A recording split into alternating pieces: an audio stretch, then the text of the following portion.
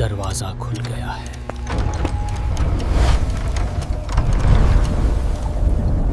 डर की Dastak YouTube channel पर आपका स्वागत है। भूत, प्रेत, पिशाच और शैतानों की रोमांचक कहानियां आपको इस चैनल पर सुनने को मिलती हैं। अगर आपको ऐसी ही वीडियोस देखना पसंद है तो हमारी इस चैनल को सब्सक्राइब करना ना भूलें। तो हेडफोन लगा लें, कमरे की लाइट्स ऑफ कर लें, क्योंकि ये वक्त हो रहा है डरने का। चलिए अब कहानी शुरू करते हैं। रात के लगभग 11:30 बजे थे। दिल्ली के पुराने इलाके कश्मीरी गेट में एक पुराना मकान था, हवेली नूर मंजिल।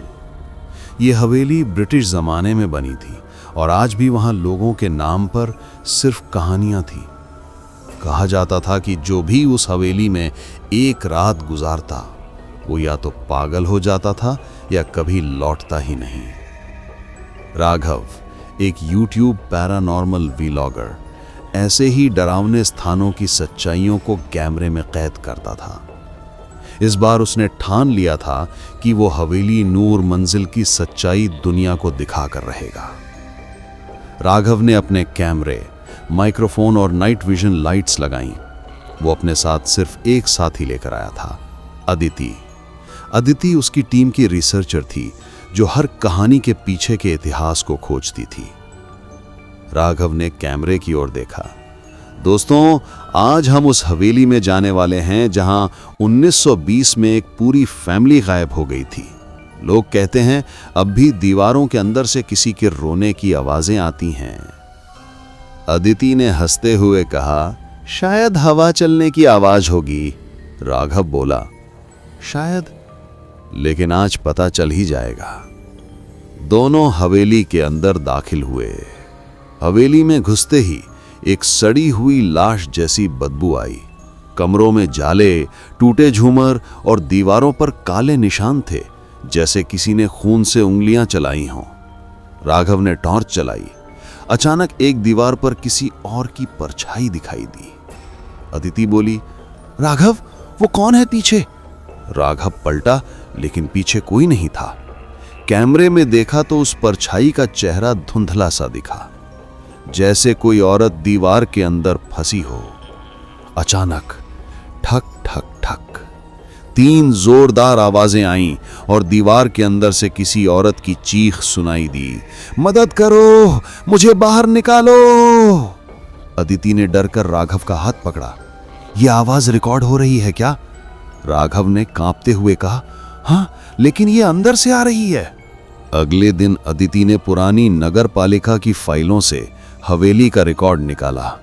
उसे पता चला कि 1920 में नूर मंजिल में एक अंग्रेज अफसर, उसकी पत्नी और बेटी रहते थे। एक रात पूरी फैमिली गायब हो गई। लोगों ने कहा अफसर की पत्नी पागल हो गई थी और उसने दीवार में खुद को और अपनी बेटी को चुनवा लिया था। राघव ने यह सुनकर सिर पकड़ लिया। तो जो आवाज हमने सुनी वो उसी औरत की थी? अदिति ने कहा, या फिर उस बच्ची की? दोनों फिर से उसी रात लौटे। इस बार दीवार के पास एक थर्मल कैमरा लगाया गया। रात के 12:30 बजे कैमरे ने दीवार के अंदर से एक धड़कता हुआ हीट सिग्नल पकड़ा, जैसे किसी का शरीर अंदर हो। अचानक कैमरे की स्क्रीन फ्लिकर करने लगी और दीवार पर कुछ उभरा। एक औरत का चेहरा, आंखें पूरी सफेद, चेहरा सड़ा हुआ, होठों से खून बह रहा था। वो दीवार के अंदर से धकेलने लगी जैसे बाहर निकलना चाहती हो। अदिति चिल्लाई, राघव भागो! पर राघव जड़ हो गया। दीवार की दरारें फटने लगीं और अंदर से किसी बच्चे की हंसी सुनाई दी। फिर अचानक सब शांत। कैमरा बंद हो गया और हवेली फिर से शांत हो गई। सुबह जब उन्होंने फुटेज देखी तो पूरा वीडियो ठीक था, बस वही हिस्सा ब्लैक स्क्रीन था जहां चेहरा दिखा था। लेकिन ऑडियो में वही आवाज गूंज रही थी, मुझे बाहर निकालो, अदिति। राघव ने कांपते हुए अदिति को देखा। वो तुम्हारा नाम कैसे जानती थी? अदिति कुछ बोल पाती उससे पहले ही दीवार के पास रखी रिकॉर्डर अपने आप चालू हो गई और स्पीकर से वही आवाज आई, अदिति अब तुम्हारी बारी है। अदिति उस रात से गायब है। पुलिस ने पूरे इलाके में तलाशी ली, लेकिन ना अदिति मिली, ना राघव की पूरी फुटेज। बस एक टुकड़ा मिला। कैमरे की आखिरी रिकॉर्डिंग में दीवार पर 2 नए चेहरों के निशान दिखाई दे रहे थे, एक राघव का और दूसरा अदिति का। आज भी अगर कोई हवेली नूर मंजिल के पास से गुजरता है तो उसे दीवारों से किसी के धीरे धीरे रोने की आवाजें सुनाई देती हैं।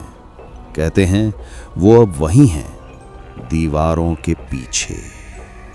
राघव और अदिति की गायब होने की खबर पूरे शहर में फैल गई थी। पुलिस ने हवेली नूर मंजिल को सील कर दिया था, लेकिन उस रात के बाद से पूरे इलाके में अजीब आवाजें सुनाई देने लगी। कभी किसी बच्चे की हंसी, कभी किसी औरत की चीख। 3 दिन बाद राघव के चैनल पर एक नया वीडियो अपने आप अपलोड हुआ। शीर्षक था, वो बाहर आ चुकी है। वीडियो में राघव नहीं था, बस अदिति की आवाज थी, धीरे धीरे फुसफुसाते हुए कहती, मैं वहां नहीं हूं जहां तुम सोच रहे हो, मैं अब हर जगह हूं। ये सब देखकर राघव का दोस्त करण डर गया। वो भी उसी चैनल की टीम में था और अब उसने ठान लिया कि ये रहस्य खत्म करना ही होगा। करण ने कैमरे और एक पुराना EMF डिटेक्टर लिया और हवेली की ओर चला गया। दरवाजा खुला हुआ था, जैसे कोई उसे अंदर बुला रहा हो। अंदर कदम रखते ही वही सड़ी हुई गंध, वही टूटा झूमर और दीवारों पर अब नए खून जैसे निशान थे। करण ने रिकॉर्डिंग चालू की। अचानक माइक्रोफोन में किसी के कदमों की आहट आने लगी, धीरे धीरे पास आती हुई, और फिर एक महिला की आवाज, करण तू भी अकेला क्यों आया?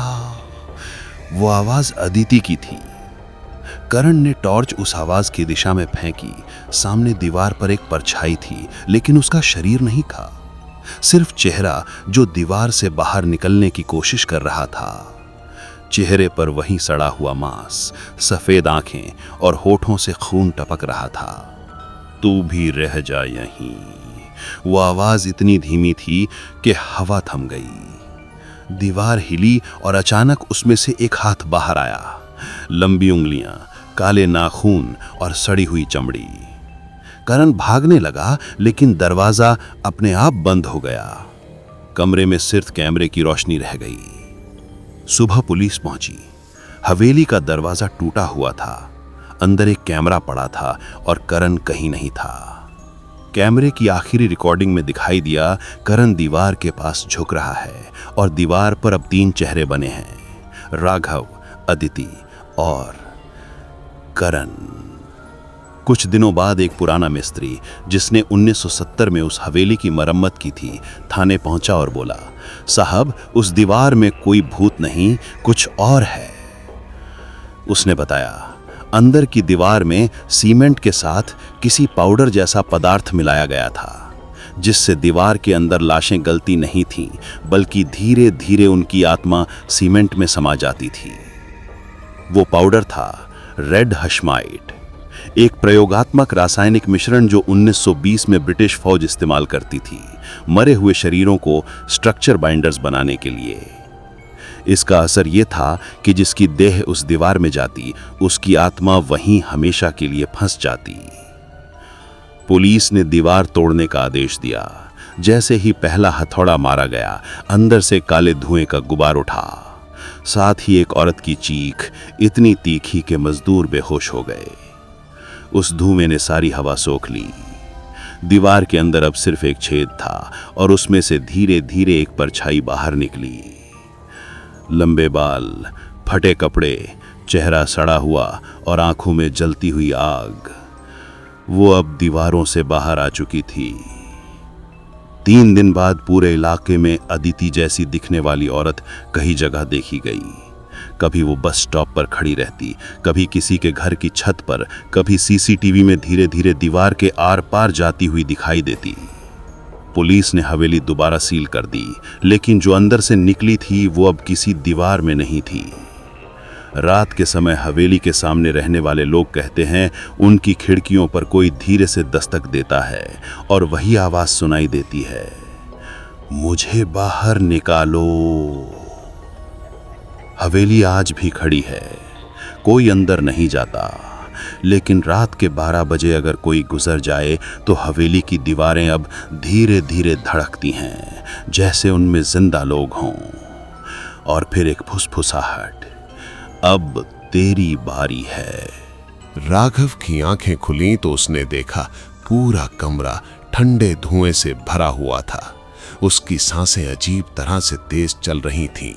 कमरे के कोने में वही दीवार थी जिसे उसने 2 दिन पहले बंद करवाया था, लेकिन उस दीवार पर अब फिर से दरारें उभर आई थीं, धीरे धीरे, जैसे कोई अंदर से दीवार को खरोंच रहा हो।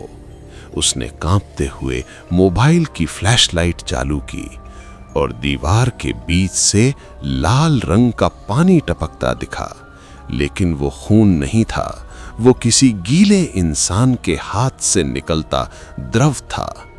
राघव की उंगलियां सुन्न पड़ गईं। वो भागना चाहता था पर उसके पैर फर्श से जैसे चिपक गए थे। अचानक कमरे की लाइट खुद ब खुद जल उठी। कमरे में किसी ने धीरे से फुसफुसाया, राघव, तूने मुझे फिर से जगा दिया है। उसके रोंगटे खड़े हो गए। उसने आवाज की दिशा में देखा और दीवार से वही चेहरा धीरे धीरे बाहर निकलता दिखा, वही चेहरा जो कभी उसकी मंगेतर नेहा का था। लेकिन अब उसकी आंखें पूरी तरह काली थीं, होंठ फटे हुए और चेहरा सड़ चुका था। राघव ने चीखने की कोशिश की, लेकिन गला सूख चुका था। वो पीछे हटने लगा, मगर दीवार से वो और भी आगे निकलती गई। अब उसका पूरा शरीर बाहर आ चुका था और उसके पैरों के नीचे से फर्श पर पानी नहीं, लाल धुआं उठ रहा था। तूने मुझसे वादा किया था कि मुझे कभी अकेला नहीं छोड़ेगा, और तू चला गया। नेहा की आवाज अब कमरे के हर कोने से गूंज रही थी। राघव की आंखों के सामने बचपन की वो यादें आने लगीं, जब उसने इस हवेली के नीचे बने तहखाने में नेहा को अकेला छोड़ा था। क्योंकि उस दिन दीवार गिरने वाली थी, पर नेहा वहीं फंस गई थी और तब से वो उसी दीवार का हिस्सा बन गई थी। राघव ने कांपते हुए कहा, मैं डर गया था नेहा, मैं तुम्हें नहीं छोड़ना चाहता था। नेहा मुस्कुराई। उस मुस्कुराहट में कोई इंसानियत नहीं थी। वो बोली, अब मैं भी नहीं छोड़ूंगी। दीवार से अचानक सैकड़ों हाथ बाहर निकले। उन्होंने राघव के दोनों पैरों को जकड़ लिया। वो चिल्लाया, बचाओ, कोई है क्या? कमरे की खिड़की अपने आप बंद हो गई और अगले पल पूरा कमरा सन्नाटे में डूब गया। केवल एक चीज बाकी रह गई, दीवार पर गीले खून से लिखा हुआ वाक्य, अब ये दीवार किसी और का इंतजार कर रही है। अगली सुबह पुलिस आई तो कमरा खाली था, सिर्फ फर्श पर पानी और दीवार पर उभरी मानव हथेलियों के निशान। राघव का कहीं कोई पता नहीं चला। कुछ दिनों बाद हॉस्टल के नए कमरे में रहने आए एक लड़के ने बताया, रात को दीवार के अंदर कोई धीरे से बातें करता है और तभी से वो जगह फिर से सील कर दी गई। कोई अब वहां नहीं जाता, क्योंकि सबको पता है वो जो दीवारों से बाहर आई अब कभी अंदर नहीं जाएगी।